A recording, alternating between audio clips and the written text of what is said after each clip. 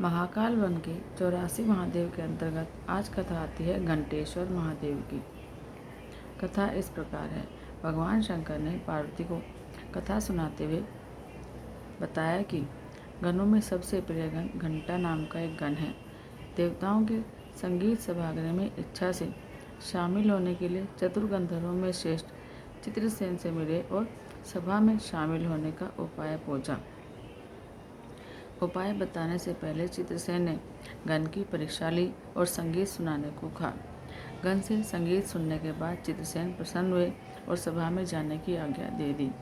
थोड़ी देर के बाद वहाँ भगवान शंकर का द्वारपाल आया और गण से कहा कि तुम महादेव को छोड़कर यहाँ बैठे हो, तुम्हें ब्रह्मा की सभा में जाने की अनुमति नहीं मिलेगी।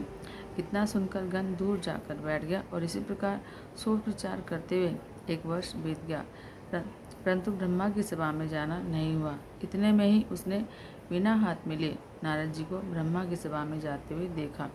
उन्हें देखकर गण ने कहा, हे नारद मुनि, आप ब्रह्मा जी को मेरे आने की सूचना करो। यह सुनकर नारद जी ने कहा कि हे गण, ब्रह्मा ने मुझे जरूरी कार्य के लिए देवों के आचार्य बृहस्पति के पास भेजा है। मैं उनसे मिलकर आता हूँ। और उन्होंने भगवान शंकर को सारी बातें बताई।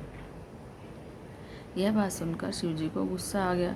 उन्होंने श्राप देते हुए गण से कहा कि तू पृथ्वी पर गिर पड़ेगा। श्रापित होकर गण पृथ्वी पर देवदारू वन में गिर पड़ा। भगवान शिव ने कहा कि जो व्यक्ति अपने स्वामी को छोड़कर दूसरों की सेवा करेगा वह इसी प्रकार नरक में गिरेगा। देवदारू वन में गण को तपस्या करते हुए कुछ ऋषि मुनि मिले। गण ने विलाप करते हुए बताया कि नारद मुनि ने मेरे साथ छल किया है, अब मैं दोनों स्थानों से गया।